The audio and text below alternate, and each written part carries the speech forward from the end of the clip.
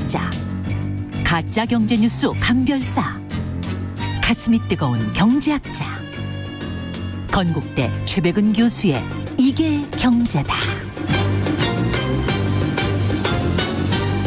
네, 경제고수만의 탁월한 식견과 통찰력으로 경제 이슈를 분석하는 경제 시선, 이게 경제다. 유튜브 최백은 TV의 최백은 건국대 경제학과 교수 나오셨습니다. 안녕하십니까? 네, 안녕하세요. 예. 예. 최백은 TV 언제 론칭하셨어요, 이거? 한 1월 한 4일경 정도. 근데 생각보다 최경영의 경제쇼보다는 안 되지 않습니까? 안 되죠. 어떻게? 네. 아무래도 제가 뒷받침이 돼야 좀 잘 되죠, 교수님. 그러니까 한번 예. 좀 콜라보 한번 해볼까요? 주로 무슨 그 교육적인 방송을 많이 하시는 것 같은데요, 보니까. 네, 그러니까 이제 방송에서 좀 다룰 수 없는 주제들. 예. 좀 이제 방송은 시간 제약도 있고. 그렇죠. 그리고 방송은 아무래도 이제 시의적인 주제가 아무래도 많이 다루잖아요. 그렇죠. 근데 이제 그렇게 시의적이지 않음에도 불구하고 굉장히 중요한 주제들 있잖아요.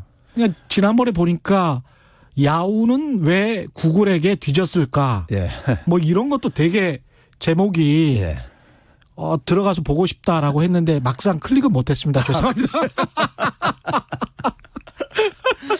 아니 이게 굉장히 교육적인 내용이 굉장히 많기는 한 것 같더라고요. 예. 그래서 더군다나 이제 저는 이제 뭐 이 산업 구조 이 바꾸는 문제라든가. 그렇죠. 그리고 지금 이제 21세기에 태어난 아이들. 저는 아무래도 교육자다 보니까는 네. 21세기 세대들이 살아갈 세상이 어떻게 변할 것인가. 거기에 좀 이제 대응을 좀 이제 우리가 어떻게 해야 되는가 뭐 이런 것들은. 근데 이런 것들은 이제 방송에서 시간 제한으로 잘 못 하잖아요. 그렇죠. 저희도 가끔 다루기는 합니다만은 예. 그렇죠. 그 구글이랄지 야후 스마트 모빌리티 관련해서는 다루는데 그게 아무래도 지금 시간 뭐 제약이 있죠. 세상이 예. 이제 어떤 방향으로 변하고 있는가 이런 거를 좀 정보를 주는 것도 중요하잖아요. 예. 그래서 이제 예. 좀 방송에서 다룰 수 없는 주제들 이런 거를 중심으로 좀 가고 물론 이제 가끔가다 이제 그러니까 시의적인 것도 이제 좀 넣을 겁니다. 예. 넣고 할 건데. 예. 근데 이제 방송에서 아무래도 좀 이제 다룰 수 없는 것들을 좀 보완하는 성격으로 그런 정보에 목말라 하는 사람도 꽤 있어요. 그렇습니다. 예. 예. 가서 또 공부를 하고 싶으신 분들은 최백은 TV 그리고 정치 공부를 해보고 싶으신 분들은 최경영의 이슈 오도독이라고 예. 어제부터 방송을 했죠. 예. 목요일 밤 10시에 유튜브 전용 고품격 정치 특화 방송 하고 있습니다. 예. 일단 홍보는 여기까지. 구독자가 얼마나 돼요?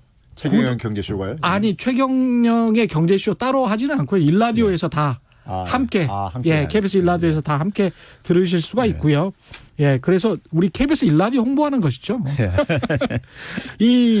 오늘 본격적인 주제에 앞서서 신종 코로나 바이러스 사태에 관한 실물 경제 타격 정도는 좀 짚고 가야 될 것 같은데요. 어떻습니까? 예. 너무 많이 다뤘다 그러던데요. 예, 그래도 이제, 예.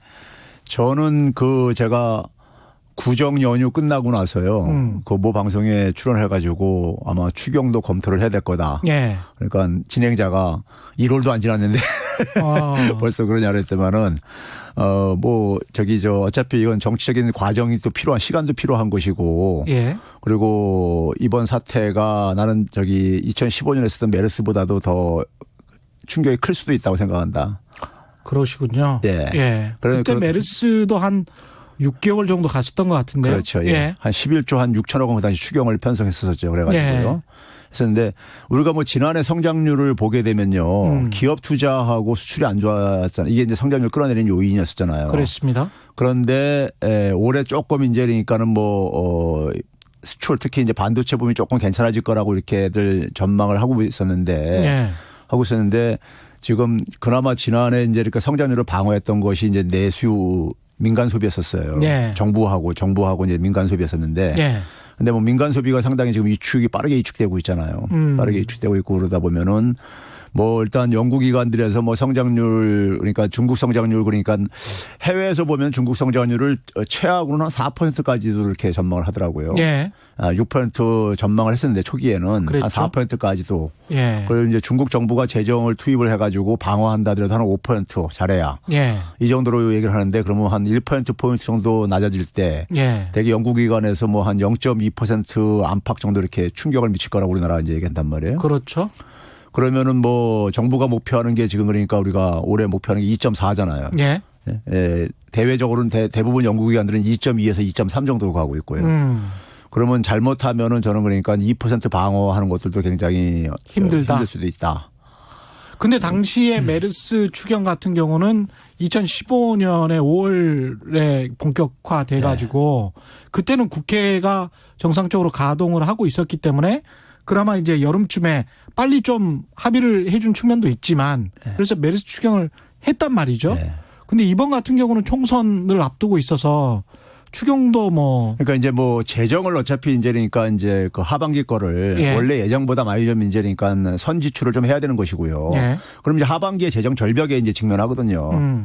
그럼 이제 그걸 이제 재정을 보강을 이제 해야 되는 차원이죠. 그렇죠. 그런데 이제 준비를 하고 어차피 이제 집행은 아마 그러니까 4월 총선 끝나고 나서나 국회에서 처리가 될 가능성이 있기 때문에 염두에 두고 이제 준비를 해야 될 거란 이런 이제 말. 총선 이후에는 곧바로 또 추경에 관한 논란이 좀 있겠군요. 그렇죠. 예. 우리 정부도 지금 당장은 뭐 어떤 상황을 점검을 하고 있다고 하는데 이게 수출입 관련해서 소재 부품 어떤 그 영향이 있을까요? 어떻게 보십니까? 저는 있잖아요. 우리가 그 글로벌 금융위기 이전에 그러니까는 세계 경제가 특히 우리나라 같은 경우 보게 되면은 글로벌 공급 체인망이 상당히 많은 혜택을 본 나라예요. 뭐 예를 들어 삼성전자 같은 경우도 글로벌 공급 체인망을 굉장히 활용을 해가지고 90대 후반부터 이제 급성장을 할 수 있었었죠. 반도체 부분에서요. 그런데 금융위기 이후에 이런 저는 기존의 그러니까 패턴이 상당히 많이 변했다고 생각이 들어요. 금융위기 이후에 달라진 것이 뭐냐면은 제가 이제 늘 표현하는 것이 불확실성이 일상화됐다. 불확실성이 일상화됐다. 그래서 이제 그 불확실성이 일상화되는 상황 속에서 우리가 작년에 겪었던 그러니까 일본 수출 규제 문제도 사실 그러니까 우리가 뭐 예상하지 못했던 거잖아요. 그렇죠. 이제 그런 걸로 인해 가지고 사실은 그 일본에 그러니까 부품 소재에 의존하다가 그게 하나의 리스크로 이제 그러니까 작용을 했던 거잖아요. 그러면 지금 현재 그러니까 세계 경제가 중국이 그러니까 생산 공장으로 전 세계 공장으로 이렇게 활용을 하고 있는데 근데 이런 부분들이 그러니까 저는 이제 뭐 일회성 어떤 사건이 아니라 앞으로 그러니까 이런 것들이 그러니까 반복적으로 일어날 가능성이 있다 이거예요. 그럼 오늘도 이코노미스트에서 비슷한 지적을 하던데 지구온난화 관련해서도 그렇고 이런 그 감염 사태 관련해서도 그렇고 이게 인간이 모여 살면서 그리고 환경이 나빠지면서 그러면서 이제 벌어지는 일 중에 하나라서 이번 상황을 마지막이라고 절대 단언할 수 없다. 그렇죠. 그런 기사가 이제 나와 있더라고요. 동의하고요. 동의하는데 그러다 보면은 결국은 뭐냐면 기존의 어떤 기업들 입장에서는 경영 전략을 좀 바꿔야 되는 거죠. 그렇습니다. 그러면 결국 이제 이러한 부분들이 지금 뭐 보호주의 경영 강화 더불어 가지고 국내 생산으로 그래서 미국에도 이제 그 미국 재무장관이 그런 얘기 했잖아요. 중국의 이런 그 신종 코로나 사태가 이게 그 중국한테는 좀 가지만은 미국 경제는 좀 도움되는 측면이 있다. 예를 들면 미국으로 그러니까 다들 이제 그러니까 미국에서 생산이 그러니까 더 돌아올 수 있다 이거죠. 그러니까요. 그렇죠. 이제 글로벌 공급 사슬망을 그러니까 축소시키면서 그러니까요. 미국 기업들이 중국에서 생산하던 것을 그러니까 미국 내로 그러니까 다시 환원시킬 수 있다 이거죠. 이런 경향이 그러니까는 저는 앞으로 그러니까 이제 이런 리스크가 반복되면서 기업들도 그러니까 그러한 부분들을 전환을 그러니까 모색을 할 가능성이 있다는 거죠. 오히려 리쇼링이 확산될 수도 있겠습니다. 그렇죠. 본국으로 다시 돌아오는 그런 상황이 되면 한국 경제는 어떤 영향을 미칠지. 근데 이제 우리 수출입 의존도가 너무 높기 때문에 GDP에서 우리는 나가서 팔고 생산해야 되는 그런 입장이라 그게 우리한테는 지금 당장 굉장히 불리할 수밖에 없잖아요. 그렇죠. 일단 단기적으로는 쟤네들은 굉장히 우리한테 불리할 수밖에 없고요. 저는 어차피 그러니까 지금 그 상황 속에서도 지금 그러니까 우리나라 이 산업 구조를 근본적으로 일단 GS 자세히 말씀드리겠는데요. 바꾸지 않으면 안 되는 지금 상황에 지금 내몰리고 있어요, 저는요. 그래서 오늘 산업 구조를 바꿔야 된다 그 이야기를 하실 거군요. 그래서 그런 점에서 이거는 그러니까 뭐 일회성으로 그러니까 이거 대응책을 마련하기보다는 지금 이 그 세계 경제 상황의 어떤 구조의 변화를 좀 읽고 거기에 대한 대비책을 저는 마련하는 좀 이렇게 좀 긴 호흡도 필요하다. 맞습니다. 새난잠님, 최 교수님 방송 내용은 최백은 TV 말씀하시는 것 같아요. 방송 내용은 유익한데 너무 너무 표정이 심각하다. 그래서 많이 웃으시라. 예. 는 그러겠습니다. 조언이 있었습니다. 제가 오늘 한국외국어대학교의 김민정 교수 그 어떤 칼럼을 봤는데 커뮤니케이션 하기에도 그런 게 나오더라고요. 그러니까 이게 뇌에서 근육으로 가는 게 아니고 근육에서 뇌로 간대요. 그게 무슨 말이냐면 웃는 표정을 보고 따라서 웃으면 뇌가 즐겁고 행복해진다는 겁니다. 그거 일리가 있는 거 같네. 지금 가만 생각해 보니까요. 그러니까 뇌가 즐겁고 행복해져서 웃는 게 아니고 웃으면 근육이 웃으면 뇌가 즐겁고 행복해진다. 그래서 제가 자주 웃는 이유 중에 하나입니다. 그렇군요. 예. 저도 좀 참고하겠습니다. 예, 참고해 보시고요. 예. 다른 분도 이런 자바님은 최백은 교수님 유튜브 잘 보고 있어요. 얼른 업데이트 해 주세요. 이런 말씀해 주셨고요. 제이희님은 최백은 교수님 항상 신뢰하고 존경합니다. 미흡한 건 미흡한 대로 잘한 건 잘됐다. 정확히 말씀해 주시니 감사합니다. 뭐 이런 말씀이고요. 5105님 최백은 TV KBS 라디오 일라디오 둘 다 구독하고 있습니다. 최백은 교수님 기획재정부 장관 부총리가 되실 때까지 응원할게요. 예. 여기서 최경영의 경제쇼 계속 하셔야 됩니다. 무슨 말씀을 하시는 겁니까 지금? 예. 오늘 이게 경제다 이야기는 이제 산업 구조 조정과 관련한 이야기일 것 같은데 경제 지표는 지금 지난번에도 나와서 말씀하셨다시피 고용률은 굉장히 좋아졌다는 거를 이야기를 하셨고 그런데 이제 사람들은 고용률 좋아졌다고 하는데 그거 잘 모르겠고 또 소득이나 분배 지표도 좋아진 것 같다고 하는데 그것도 잘 모르겠다. 뭐 이렇게 이야기한단 말이죠. 그 지표에 관해서 다시 한번 이야기를 해 주십시오.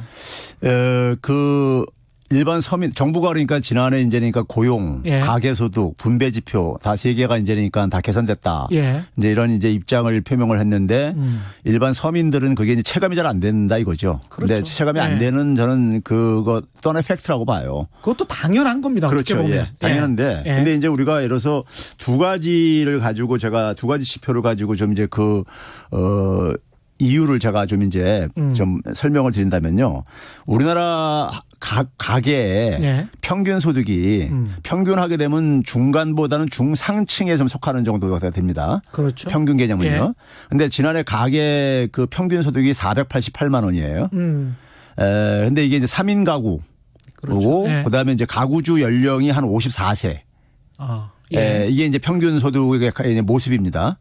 그러니까 사실은 중상층의 모습이네요. 그렇죠. 근데 이게 이제 1년 전에 비해서 소득이 한 13만 원 정도 오른 거예요. 13만 원 정도? 한 2.7% 오른 겁니다. 그러니까 지난해 성장률 한 2.0%에 비하면은 그래도 많이 올라간 거죠. 그럼에도 불구하고 그렇게 높은 증가는 아니라 이거죠. 13만 원 정도니까요. 그렇죠. 그러면은 자, 우리가 한번 상식적으로 생각해 보세요. 이렇게 지금 중상층이 되니까 어떻게 보면요. 우리나라에서 이 평균 소득 정도면은요. 그러니까 이분이 54세면 한 대학생 자녀가 있을 수도 있고 취업 앞둔 자녀가 있을 수도 있고. 그렇습니다. 그렇죠. 이런 이제 연령층이잖아요. 돈이 한참 많이 들어갈 나이. 그렇죠.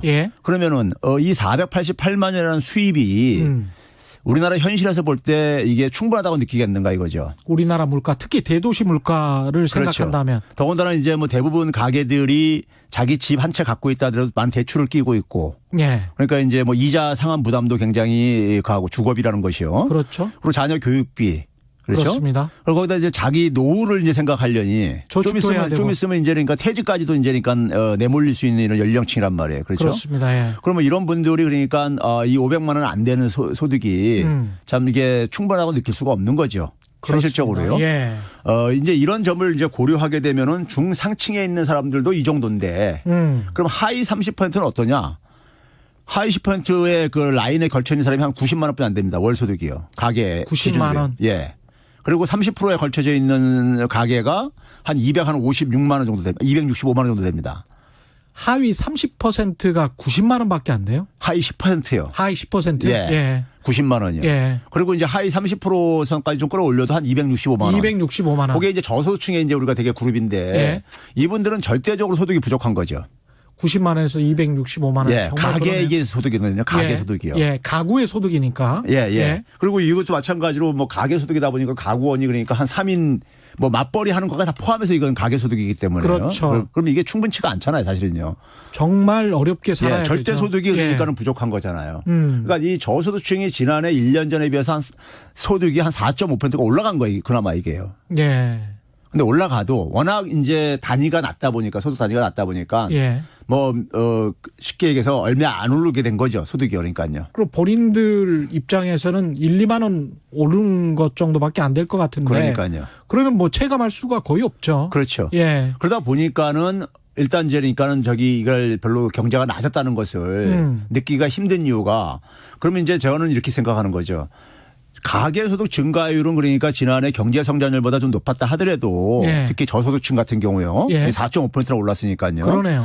근데도 불구하고 이 가계소득 증가율은 경제 성장률에 일정하게 제약받을 수밖에 없잖아요. 그렇습니다. 그렇죠. 예. 그러면 저성장은 앞으로 그러니까 향후에도 계속 지속될 수밖에 없단 말이에요. 그렇죠. 그러면 소득 증가율은 가계의 소득 증가율은 굉장히 제한적으로 올라갈 수밖에 없다 이거예요. 충분치 않게 별로 피부에 느끼지 않게 오지 않게 체감되지 않게. 그렇습니다. 그렇죠. 예. 그러면 결국은 가계 소득이 빠르게 증가하지 못하는 상황 속에서 지출 부담 부분을 예. 뭐 주거비라든가 교육비라든가 이런 부분들을 그러니까 좀 이제 절감시켜주는 정책이 좀 강하게 드라이브가 걸려야 되는데 예. 이런 부분이 좀 이제 보완돼야지만이 그래도 좀 자기 생활이 좀 나아졌다는 느낌이 드는데. 그렇죠. 예. 이제 그런 게 전혀 없으니까. 그렇죠. 예. 그런 게 좀 취약하고 약하고 그러다 보니까는 가고 그래서 제가 이제 평상시에 소득주 성장 정책을 더 드라이브를 강하게 해야 된다는 얘기가 이제 그 얘기인데요. 예. 그 얘기고 그다음에 이제 우리가 이번에는 가계소득을 가지고 봤지만 이제 일자리를 가지고 보게 되면요. 예. 일자리를 가지고 보게 되면 일자리가 줄어드는 분야를 보게 되면요. 제조업 그다음에 이제 그 서비스 부분에서는 자영업종이 대표적인데 예. 자영업 중에서 특히 도소매업이요. 그리고 또 하나 부분이 뭐냐면은 이 금융보험업. 예. 그리고 이제 건설업. 그리고 이제 이 교육 서비스 부분 이런 부분들인데요. 예. 이 대부분들이 보게 되면은 산업 구조라든가 소비 패턴 변화라든가 기술 구조 변화라든가 이런 것들과 관련돼 있는 것들이에요. 그렇습니다. 예. 예. 그러다 보니까는 뭐 예를 들어서 금융보험 같은 경우도 비대면 거래 증가하면서 이제 가는 것이고 교육 서비스도 지금 19세 이하가 지금 1년에 그러니까 뭐 한 20만 명 거의 가깝게 감소하고 있단 말이에요. 예. 그러네요. 예. 그러면 이제 어차피 그러니까 이 교육 시장, 사교육 시장에 사교육 수장도 쪼그라드는군요. 그렇죠. 예. 결국 인구 변화에 의해서요. 그러면 이런 것들이 그러면 이게 일시적인 것이냐? 저는 이게 구조적인 거라고 보는 거예요. 구조적일 수밖에 예. 없죠. 인구가 줄어들고 있으니까. 예. 그러면 예. 이런 부분에서 일자리가 계속 이제 줄어들고 있는 이런 상황을 이거를 그러니까 뭐 정부가 그러니까는 메울 수 있는 게 예를 들어서 그러니까 제조업의 역할을 했던 것을 새로운 신산업을 만들어가지고 하는데 이건 굉장히 시간이 걸릴 수밖에 없는 거다 보니까는 예. 이런 일자리가 계속 줄어드는 상황 속에서 특히 이제 40대가 일자리가 쭉 계속 줄어들고 있단 말이에요. 예. 그러면 이분들이 볼 때는 그러니까 경제가 낮았다는 거 나한테는 피부적으로 안 와닿을 수밖에 없는 거죠. 이 사람들은 일종의 이제 일자리 전환을 해야 되는데 그렇죠. 다른 산업으로 넘어가야 되는데 예. 거의 중간에 이제 끼어버렸고 본인은 일종의 구산업에 예. 묶여 있는 상황이고 그렇죠. 그 구산업은 천천히 사양 산업화 돼가고 있는 거고. 그렇죠. 그래서 돈 벌기는 갈수록 각박해지고 있는 거고. 예. 그렇군요. 그러다 보니까 평균적으로는 그러니까 좀 양쪽으로 좀 개선이 일부 됐어도 네. 고용지표든 가계소득이든 간에 분배지표든 간에 그게 이제 피부로 느끼길 정도까지는 지금 되지 못하고 있다는 얘기죠. 구조적인 문제들이 굉장히 그걸 발목을 잡고 있는 부분인 거죠. 이렇게 구조적인 문제들이 과거에 좀 잘 해결이 되고 지금도 뭐 늦지 않았다고 보시는지 어떻게 보시는지 모르겠습니다만은 과거에 어떤 정책을 취했었어야 되는 겁니까? 그러면 지금 이제 제가 이제 작년에 이계경제라는 책에서도 제가 우리 경제의 문제는 소득주 성장 정책이 문제가 아니라 예. 제조업 위기에서 비롯되는 거다. 제가 이제 이런 얘기를 이제 계속 얘기를 했었어요. 결국은 제조업 위기에서 예. 비롯된다. 예를 들면요. 예.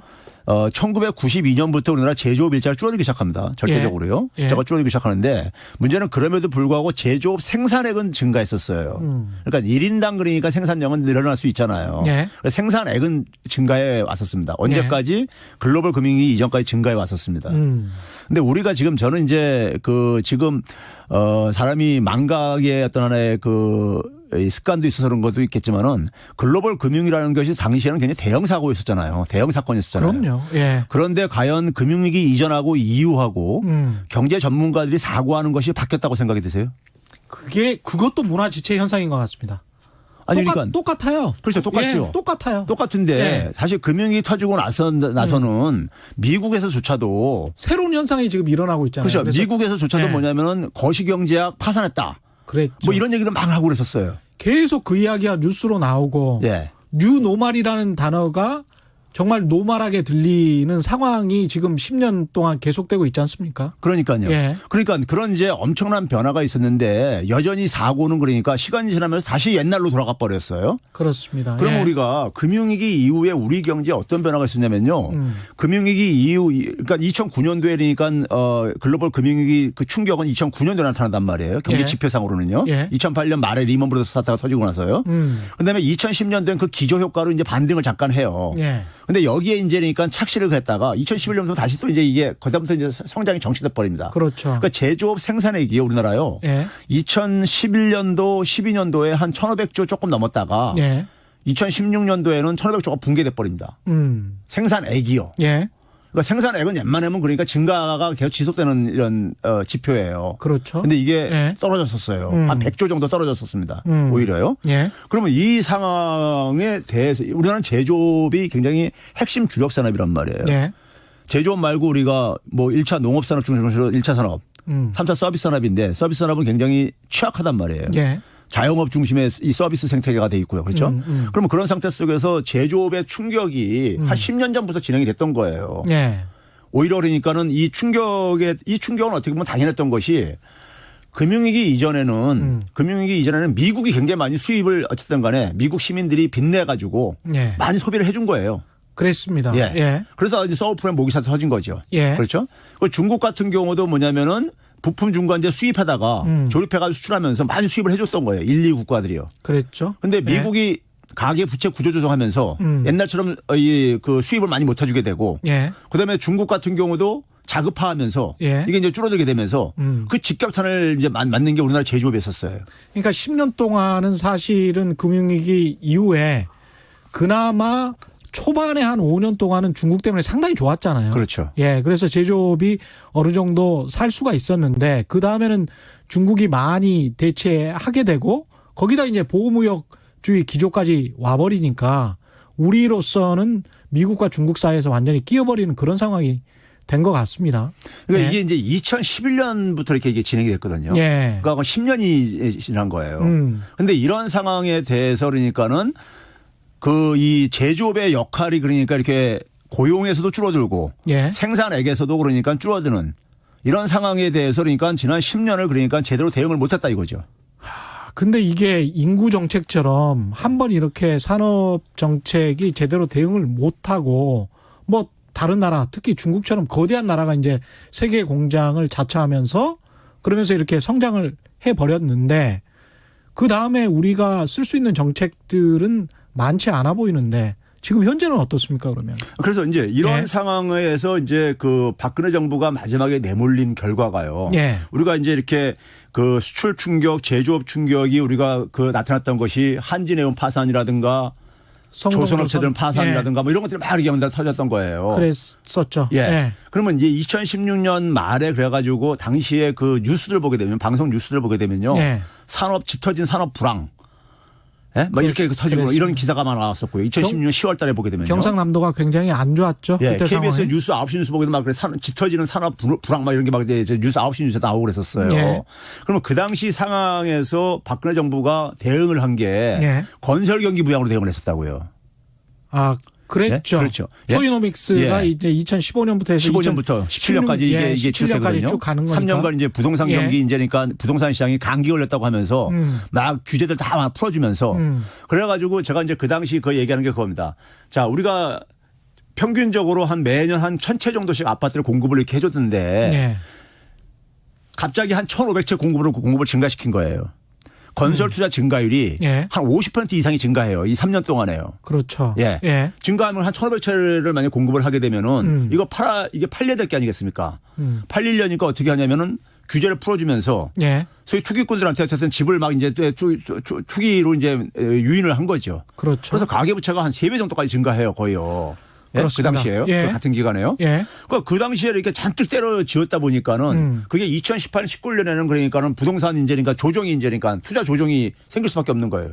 그동안의 가계빚은 엄청나게 늘고. 예, 3년 동안 그러니까 이걸 대규모로 저기 땡겨서 지었으니까는 2년 동안은 그러니까 이게 오히려 이제 그러니까 위축이 되는 거죠. 그렇죠. 그래서 지난해 우리가 성장률 중에서요. 지난해 예. 성장률이 2.0%로 지금 우리가 이렇게 그 추정을 하고 있잖아요. 예. 건설 투자가 0.5%를 깎아먹었어요. 0.5%포인트를요. 예. 근데 건설 투자가 장기 평균상 성장률에 기여한 게 한 0.35% 정도 돼요. 예. 계산해 보면요. 예. 그러면 0.35에다 0.5 떨어진 것까지 합하게 되면 0.85 정도가 예. 만약에 이게 정상적으로 이게 됐다면은 더 올라갈 수 있었다는 얘기예요. 지난해 2.85까지도 가능했다는 얘기예요. 그러니까 당시의 성장률, 잠재 성장률 정도로만 예. 정부가 운영을 했다면 예. 나중에 그 미래 성장률을 앞당겨서 그냥 깎아 먹어버린 꼴이 된 겁니다. 특히 그렇죠. 이제 건설업 예. 부양을 통해서. 그렇죠. 그래서 예. 그런 점에 이게 이제 2018년도 같은 경우도 그렇게 되면 한 3%가 넘어요. 2.7을 달성했지만요. 예. 그러니까 건설 투자의 어떤 하나의 이 후유증이 예. 조정되면서 이게 이제 그러니까 지금 연속 2년 건설 투자 마이너스 행진이 지속되고 있는 거거든요. 예. 그럼 이 상황 속에서 이제 문재인 정부가 이제 출범을 했어요. 예. 2016년 말에 그러니까는 가계 전체 가계 중에서 60%가 하위 60%가 소득이 후퇴할 정도로까지 이렇게 그러니까 그다음에 산업에 그러니까 짙은 불황이 막 이렇게 덮는 상황 속에서 예. 문재인 정부가 출범을 한 거예요. 2017년에요. 예. 근데 2017년에부터 이제 뭐가 생기냐면 반도체 경기 특수가 생깁니다. 예. 그랬죠. 예. 잠깐 좋았죠. 예, 17년에요. 예. 그래서 그러면서 뭐냐면 제조업 생산액이 반등을 해요. 일시적으로요. 예. 이게 소위 말해서 근데 반도체 부분을 빼고 계산하면은 여전히 그러니까 제조업은 계속해서 안 좋은 상태가 지속됐었어요. 그렇습니다. 2017년 말에 우리가 무역 수지가 사상 최대 예. 흑자. 2018년까지 이렇게 됐었죠. 예. 예. 예. 그럼 이게 반도체 착시 효과로 제조업의 위기를 문재인 정부도 그러니까 이것을 제대로 이거 파악을 못 했었던 거예요. 초기에는요. 예. 예. 그러니까 이제 반도체 착시로 인해 가지고 그러니까 제조업이 다시 그러니까 제조업 생산이 늘고 그리고 성장률도 2017년도 3.2%까지 반등을 하고 예. 그러다 보니까 이게 뭐 경기 사이클이 다시 돌아오는 거 아닌가 예. 이렇게 이제 생각을 했던 거죠. 했는데 반도체 경기가를 딱 걷어내 보니까는 예. 여전히 그러니까 지난해 수출액이 14, 15년 수준으로 돌아갔단 말이에요. 그렇습니다. 수출액이요. 예. 예. 그 얘기는 결국 뭐냐면은 반도체 착시를 걷어내 보니까 거품을 걷어내 보니까 제조업의 위기는 계속 진행형이었더라 이거예요. 참 큰일이네요. 거기에다가 이제 미중 무역 협상이 지난해 계속 됐었었고. 그렇죠. 그게 우리 수출에도 미치는 영향이 굉장히 컸었지 않습니까? 그런데 예. 말씀하시는 대로 제조업이 이렇게 그 저성장 기조를 계속 유지하고 보호무역주의가 계속되면 우리가 어떻게 다시 반등할 기회를 찾지 못하는 거 아닙니까? 그래서 저는 이제 이게 일시적인 현상이 아니라 그 이 제조업이 그러니까 일종의 글로벌 공급 과잉 상태에 지금 있는 거예요. 예. 어떻게 보면요. 전체 제조업이. 그렇죠. 예. 예. 있는 상태 속에서 그러니까 제조업을 가지고 그동안에 일자리든 소득이든 간에 여기서 많이 만들었던 거예요. 예. 근데 일자리는 이미 92년부터 줄어들기 시작했고 생산액조차도 그러니까 금융위기 이후인 2011년도부터 그러니까 이게 그러니까 더 이상 소득도 증가를 못 시키고 앉아 있다 이거예요. 이게 아까 이제 가계부채가 그동안에 굉장히 많이 네. 증가해서 저도 금감원의 자료를 가지고 몇 번 가계부채에 관해서 경고를 했는데 그 가계부채가 국내 소비 내수 시장에 미치는 영향도 굉장히 크지 않습니까? 네, 그렇죠. 내수의 측면에서 봐서는 우리 경제가 어떻습니까, 그러면? 그러니까 예. 우리가 지금 2003년도 이후부터요. 예. OECD에서 OECD에서 무슨 경고를 하냐면은 우리나라 내수가 굉장히 취약하다. 예. 가계 소비 증가율이 경제 성장률보다 밑돌고 이제 그렇게 되는 이유는 가계 부채가 증가를 하게 되면요. 예. 부채라는 것은 자산의 일부잖아요. 그렇죠. 자산의 일부니까 우리가 집을 살 때 그러니까는 집을 내가 5억짜리 갖고 있으면은 그중에 만약에 2억을 은행 대출받고 예. 3억을 내 돈으로 샀으면은 예. 2억이랑 부채도 끼어 있는 거잖아요. 자산에는. 그럼요. 그렇죠? 예. 그러면 부채가 증가하면 자산도 증가합니다.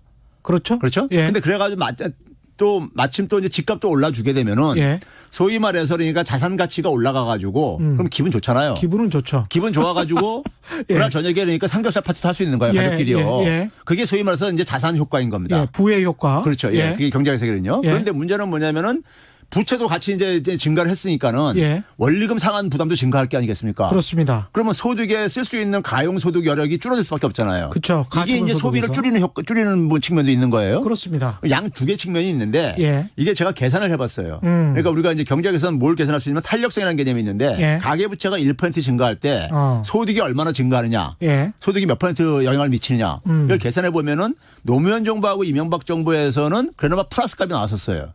아, 그래요. 가계부채가 1% 증가할 때 한 0.45에서 한 0.5 정도 %. 그러니까 1% 밑으로 떨어졌지만은 예. 그래도 플러스 값은 유지가 됐었어요. 그랬군요. 예. 근데 예. 박근혜 정부에서 이게 마이너스로 바뀌어요. 이거는 뭐 그냥 어떻게 그냥 시간의 흐름에 따라서 그렇게 된 겁니까? 아니죠. 가계부채가 너무 이제 많이 증가하다 액수. 보니까 이제 그러니까는 이 소위 말해서 이 후자 측면 그러니까 예. 소위 말해서 원리금 상환 부담이 예. 너무 이제 커져가지고 그게 소비를 억누르고 있는 거예요. 박근혜 정부 때부터 그렇게 된 마이너스로 거군요. 발전했었어요. 아. 그럼 우리가 이렇게 어떤 정책을 평가할 때 경제학에서는 예. 얼마나 그 효율성을 가지고 효율성이라는 개념을 가지고 평가합니다. 예. 효율성의 가장 우리가 근사한 개념은 뭐냐면 어떤 정책을 시행했을 때 그것이 경제 성장률을 얼마나 끌어올리느냐 이거 가지고 얘기해. 그렇죠. 근데 예. 가계부채 증가를 통해 가지고 성장을 어쨌든 성장률을 끌어올리고 했는데 성장률은 오히려 떨어졌다 이거예요. 그런 점에서 나쁜 정책인 거죠 이거는요. 실패한 점.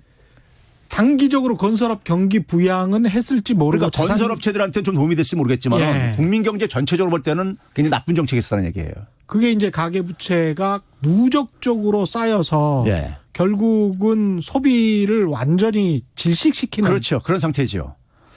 그렇군요. 거기다가 이제 그게 이제 어떻게 보면 자영업 하시는 분들이 소비가 안 되고 그다음에 돈이 안 도니까 굉장히 힘들어 하는 데다가 거기다 그 패턴마저도 온라인 상거래가 굉장히 발달하면서 이게 이제 아마존 효과라고 해서 예. 그것도 또 다른 어떤 힘든 점이란 말이죠. 그게 어느 정도입니까? 그러니까 우리가 소비 패턴의 변화 같은 경우들은 그러니까 우리가 뭐 사실 어제 오늘 얘기는 아니지만은 예. 지난해만 하더라도 보게 되면은 1년 전에 비해 가지고 온라인 거래가 한 18% 증가했어요. 그러니까 이제 오프라인은 그만큼 줄어들 수밖에 없는 거죠, 뭐. 예. 상대적으로요. 예. 뭐 모바일 거래를 중심으로 해서 이제 온라인 거래가 폭발적으로 증가를 이제 이건 빠르게 증가를 하고 있는 것은 어떻게 보면 불가피한 상황이라 이거죠. 예. 불가피한 상황인데 근데 문제는 뭐냐면은 이 그 소비자들이 가게가 그러니까 소비할 여력이 그러니까 이게 없는 상황 속에서 이게 온라인 거래액이 증가한다는 얘기는 오프라인 타격을 보는 것이고 전통적인 자영업자들이 굉장히 그러니까 힘들 수밖에 없는 거죠. 그렇죠. 예. 예. 그래서 이제 그 전통적인 자영업자들의 이 어려움은 상당히 그냥 오랫동안 지속돼 왔던 거예요, 사실은요. 지속돼 왔는데 거기다가 이제 이런 기술 변화라든가 그 하면서 더군다나 소비가 잠깐만 억압이 되니까 예. 이제 그러니까는 잠깐만 숨통이 잠깐만 막히는 거죠, 그냥. 예. 이게 그러면 결국은 과거 정부 특히 이제 박근혜 정부 때 가계 소비가 급격하게 줄어드는 그 시점에서 정부는 오히려 빚내서 집 사라라고 했었는데 그게 가장 큰 실책 중에 하나였다 이렇게 볼 수도 있겠네요. 그렇죠. 예. 그 당시에 그러니까는 어떻게 보면 이제 쉽게 가려고 했던 거죠. 그리고 이제 어떻게 보면 중병에 걸렸는데 그거를 그러니까 소위 진통제를 가지고 이렇게 이제 그 순간을 넘어가려고 했는데 예. 그것조차도 그러니까 굉장히 결과적으로는 별로 성장률에도 도움이 안 됐다 이거예요. 예. 도움이 안 됐고 그러다 보니까는 우리가 가계소득이 그러니까는 그 하위 60%가 가계소득이 후퇴했던 이런 상황까지 벌어지게 된 이유가 예. 2016년도예요. 예. 그 결과물이라 이거예요. 근데 이제 문제는 뭐냐면은 자, 우리나라의 지난 90년대 중반부터 해가지고 지금까지 계속 보게 되면 제조업 중에서 3대 주력 산업이요. 예. 자동차, 조선, 반도체입니다. 예. 자동차 조선 반도체인데 조선업은 금융위기 위에 깊은 내상을 입었죠. 그렇죠. 예. 예. 그래서 저는 지금도 진행형이라고 보는데 자동차 산업이 저는 큰 문제라고 봐요. 자동차 산업이 2012년도부터요. 예. 수출이 줄어들기 시작합니다. 수출이요. 예. 그때부터요. 그러니까 한 312만 대 정도 이렇게 2012년에 수출하다가 예. 지난해 지금 얼마까지 지금 전망하고 있냐면 한 240만 대까지 상당히 줄어든 거죠. 그러네요. 생산량 그러니까 이제 전체 이렇게 생산량도 예. 2015년부터 이제 15년 정점을 찍고 이제 줄어들기 시작합니다. 그러니까 이제 우리나라 주력 산업에서 조선업이 내상을 입고 예. 자동차 산업도 이렇게 지금 이제 힘들고 늘어지는 상황 속에서 예. 남은 반도체였던 거예요. 근데 반도체가 잠깐 반짝하다가 예. 반도체가 그러니까 지금 이제 지난해 다시 이게 후퇴하다 보니까는 이게 그러니까 경제 성장률이 갑자기 그러니까 2%가 뚝 떨어지게 된 거예요. 그러니까요. 그러네요. 이게 예. 근데 구조적인 게 자동차 생산을 할 수 있는 캐파 공장들은 이미 많이 지어놓은 상황에서 생산량이 줄어든다는 것은 그만큼 공장이 쉬고 있다는 이야기밖에 안 되는 것이고 그렇게 되다 보면은 언젠가는 더 이상 견디지 못하면 사람들을 해고해야 되는 상황까지 내몰릴 수 있는 거 아닙니까? 그렇죠. 지금 우리가 그 제가 일전에도 한번 소개한 것 같은데 그 내연기관 기존의 내연기관 기반의 그러니까 그 완성차라는 것이요. 예. 2018년도에 이미 포화 상태에 진입했어요. 2018년도에 전 세계 판매량이 100만 대가 줄어들었다고요. 예. 그러면 이제 그 상황 속에서 그러니까는 이것도 마찬가지로 기존의 완성차 같은 경우 글로벌 이게 공급 과잉 상태인 거예요. 그렇죠. 시장 포화 상태가 된 거예요. 예. 예. 그러면 이제 그 상황 속에서 우리가 그러니까는 자동차 산업에 있어서 그러니까 미래 자동차 이런 쪽으로 우리가 얼마나 지금 바꾸고 있는가 예. 보게 되면 굉장히 퀘션 마크죠. 그렇죠. 예. 그러니까 그러니까 수소차나 전기차를 일단 사람들이 그 정도로 대량 소비하지는 않거든요. 그러니까요. 예. 그러니까 이제 이런 지금 그러니까 우리나라 주력 산업들 제조업과 그다음에 제조업 중에서 특히 주력 제조업 산업이 이렇게 지금 우리가 상당히 위기에 내몰리고 있는데 예. 내몰리고 있는 게 한 10년 전부터 이렇게 진행됐다 이거예요. 예. 진행됐는데 여기에 대한 처방이 그러니까 지금 정부는 그러면 쉽게 하는 일, 쉽지 않은 일을 좀 해야 될 것 같은데. 맞습니다. 그렇죠? 지금 정부라도 좀 피해 가서는 안 돼야 될 것 같은데 그 말씀을 좀 하시기 전에 문자들이 좀 많이 와서 문자들을 좀 소개해드리고 민정옥님 임금과 관련해서는 임금은 좀 먹고 살 만큼 줘야 합니다. 그런 의견 주셨고요. 4396님은 힘들다고 일하지 않는 사람들이 많아요. 외국인 근로자가 200만 원 이상 받고 일하는 자리가 너무 많습니다. 또 이런 이야기를 하셨네요. 1437님 연기금으로 임대주택에 투자하면 경기도 부양하고 일자리 창출하고 주택가격 안정되고 그러지 않을까요? 이거는 한두 번 우리 경제쇼에서 이야기를 한 것 같은데 다시 한번 여쭤보겠습니다. 빈실버님은 자동차 산업만 해도 2차부터 4차까지 하청업체들이 대기업 단가 우려치기 하고 임금 싼 중국이나 동남아로 공장 옮겨서 일자리 축소와 제조업 하락은 정부 정책 탓이 아니라 대기업의 한통주의와 기득권이 욕심을 놓지 않기 때문이다. 이런 말씀하셨습니다. 일단은 연기금 같은 걸로 이제 임대주택이라도 만들어 보자. 이런 생각에 관해서는 어떻게 생각하십니까?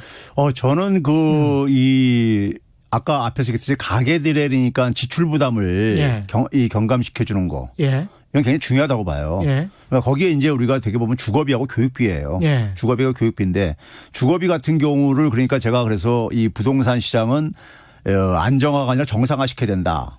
이게 늘 계속해서 주장했던 이유가 예. 부동산 시장에 지금 너무 거품이 서울 수도권 너무 거품이 많이 끼어 있다는 것은 많은 전문가들이 지금 걱정하고 있는 부분인데. 예. 근데 그러니까 그 거품이 끼어 있다는 얘기는 부동산 시장 부동산 정책이 저는 잘못된 거라고 봐요. 잘못된 결과라고 보는 것이고 그래서 집값도 낮춰야 되는 것이고. 예. 어차피 이거는 그러니까 적정 가격보다 지나치게 올라가 있으면요. 나중에 조정이 생길 수밖에 없어요. 예. 그런 점에서 이거는 그러니까 정상화 시켜야 되는 것이고 그래서 주거 비용을 그러니까 낮춰줘야 되는 것이고요. 집값이 그냥 올라가기만 하게 되면 한 집을 가지고 장기적으로 주거하시는 분들도요. 세금 많이 증가하잖아요. 아까 집값 그리고 이제 올라가면 부의 효과보다 예. 소비 억제가 되는 측면이 훨씬 더 높다라고 말씀을 하셨기 때문에 예. 집값이 올라봐야 국가 그러니까요. 경제 전체적으로 봤을 때는 좋은 것도 하나도 없다. 그러니까 이제. 1주택자가 예. 자기가 장기 거주 목적으로 사는 사람들도 예. 세금 계속 더 내야 될 게 아니겠습니까? 그렇죠. 그렇죠. 근데 뭐 그렇다고 해서 나중에 예. 만약에 집값이 만약에 조정대가 떨어지게 되면은 예. 그거 뭐예요, 그러니까요. 그렇죠. 집 가진 사람들 별로 그러니까 혜택이 아닌 거예요, 그러니까 그게요. 그렇죠. 그동안에 세금 보유세만 많이 내고 많은 그렇죠. 거죠. 예. 그런 점에서 집값이 그러니까 이게 올라가는 정책을 국민들이 끌어올리는 정책을 이거 지지하면 안 되는 거예요. 예, 제가 볼 때는요. 적정 수준으로 유지되거나 계속 이제 앞으로는 떨어져야죠, 사실. 그렇죠. 예. 그래서 이제 서울 가격은 너무 올랐어요. 그러니까 예. 이 부분하고 예. 그다음에 이제 뭐냐면 저는 그 장기 공공임대가 저는 공격적으로 이게 그러니까 우리가 건설 경기 부양을 지금 현 정부에서 지금 다시 또 유혹을 받고 있거든요. 예. 1월 달에 무슨 일이 있었냐면은 1월 6일 날에 서울시에서 예. 부동산 문제와 관련해서 공급은 충분하다. 예. 그러면서 보유세 강화가 답이다 하면서 이제 서울시에서 발표를 하고 그랬었어요. 근데 1월 이제 그 구정 전에 정부에서 서울에 그러니까는 아파트 공급 더 주택 공급 더 늘리겠다 이런 공급 대책을 발표를 했어요. 서로 간에 말이 좀 안 맞네요. 그렇죠. 예. 그리고 이제 그 얘기는 제가 그 얘기를 들으면서 공급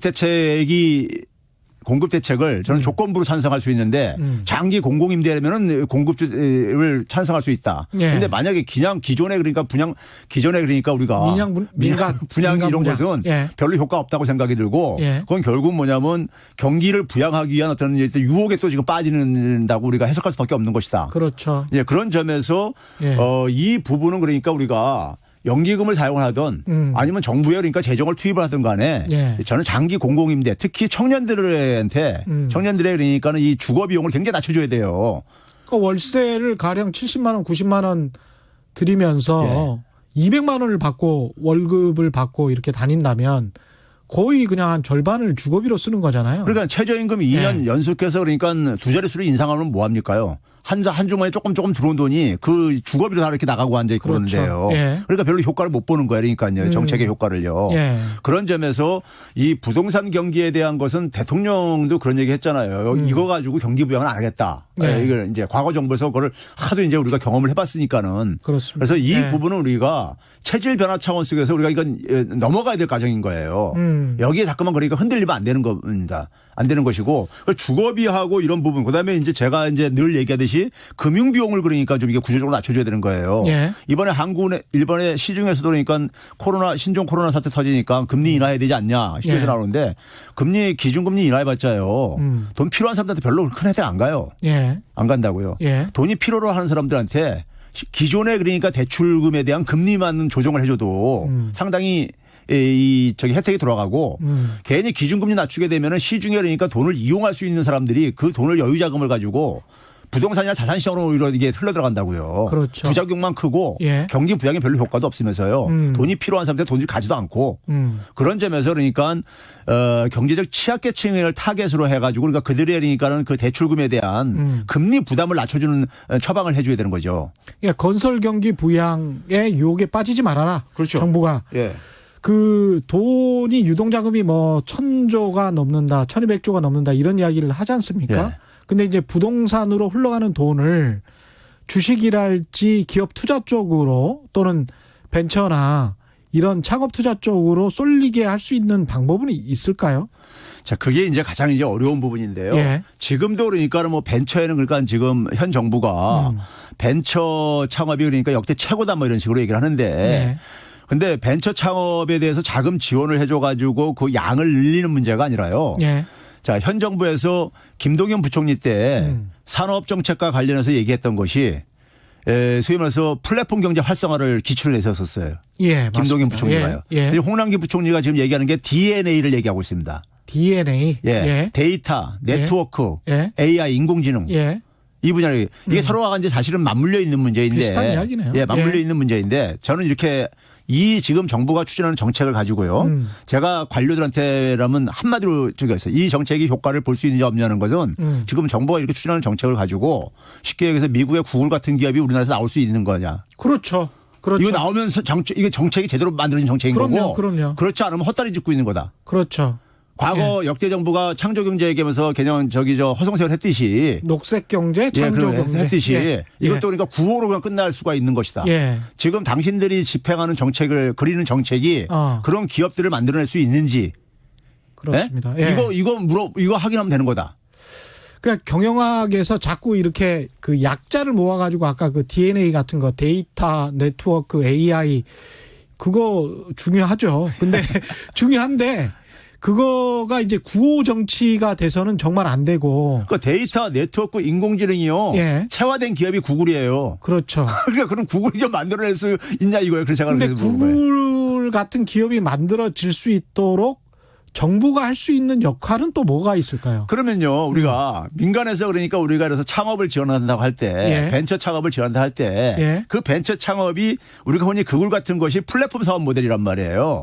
그럼 그런 쪽으로 이제 그러니까 이게 유도가 되게 해야 되는 것이고, 예. 그러려면은 플랫폼 경제에 대해서 그러니까는 정부가 정책 위반자가 예. 정확하게 이해가 돼 있어야 돼요. 그렇습니다. 예. 그러니까 DNA를 그냥 외친다고 해서 이게 그러니까 구글 같은 기업이 나오는 게 아니란 말이에요. 그렇습니다.